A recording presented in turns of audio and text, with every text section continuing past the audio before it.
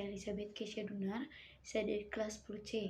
Sekarang, saya akan menjelaskan materi mengenai dampak sosial informatika pada aspek ekonomi dan aspek hukum yang terjadi pada masyarakat. Pertama, saya akan menjelaskan mengenai dampak sosial informatika pada aspek ekonomi. Dampak positif yang pertama, bekerja di rumah. Teknologi informasi memungkinkan banyak organisasi memberikan keleluasaan kepada pegawainya untuk bekerja di rumah. Ada begitu banyak aplikasi yang tersedia untuk bekerja kolaborasi secara online dan koneksi internet yang memungkinkan pegawai bekerja dari jarak yang jauh.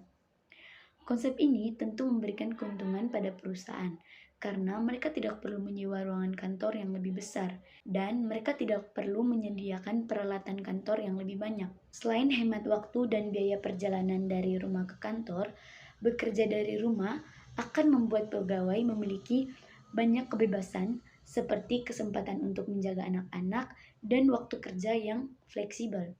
Semua ini dapat dinikmati karena dukungan dari teknologi informasi yang sudah semakin berkembang. Yang kedua, belanja online. Teknologi informasi juga menyebabkan banyak munculnya toko-toko online yang tersedia di internet. Hal ini kemudian mengubah cara pengguna mencari dan membeli kebutuhan hidup mereka. Pengguna internet lebih suka membeli sesuatu secara online dibandingkan harus membeli di toko. Belanja online dapat memberikan banyak keuntungan karena dapat menghemat waktu perjalanan, dapat dilakukan di mana saja, pilihan barangnya lebih banyak, dan harganya lebih murah.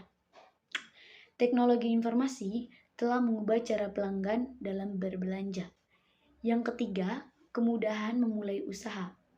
Dengan adanya teknologi informasi, ini memberikan kemudahan untuk melakukan komunikasi dan transaksi. Saat ini, seorang penjual dapat dengan mudah memperkenalkan barang-barang yang dia jual melalui internet. Komunikasinya dapat dilakukan melalui media sosial atau aplikasi pengirim teks seperti WhatsApp.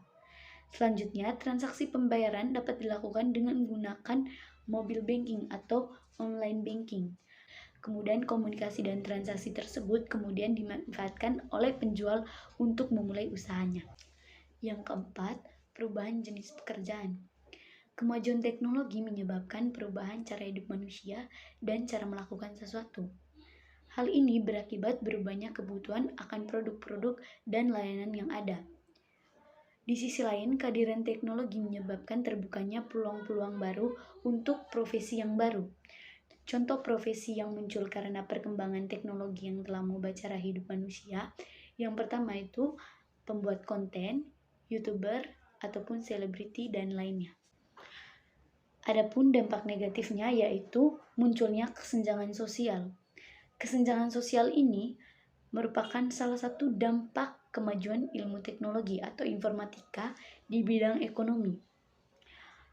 Ini disebabkan karena adanya pelaku ekonomi yang kalah dan menang karena persaingan bebas tersebut.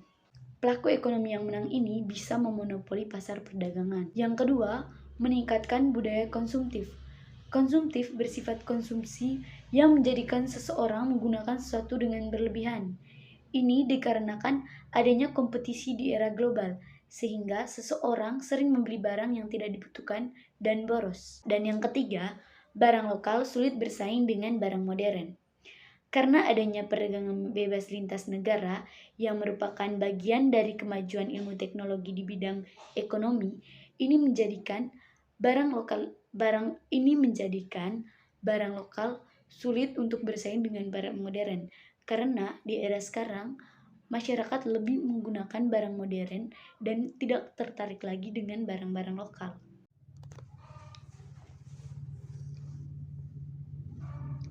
Setelah menjelaskan dampak sosial informatika pada aspek ekonomi, sekarang saya akan menjelaskan dampak sosial informatika pada aspek hukum. Jadi, informatika membawa dampak negatif dan positif pada aspek hukum. Adapun dampak negatif yang disebabkan oleh informatika yaitu yang pertama itu adanya ancaman disintegrasi bangsa dan negara yang akan menggoyahkan negara kesatuan Republik Indonesia. Yang kedua, banyaknya kejahatan di dunia maya yang merugikan banyak orang. Yang ketiga, lunturnya nilai-nilai politik yang berdasarkan kepada semangat kekeluargaan, musyawarah, mufakat, dan gotong royong. Yang keempat, adanya konspirasi internasional, yaitu pertentangan kekuasaan dan percaturan politik.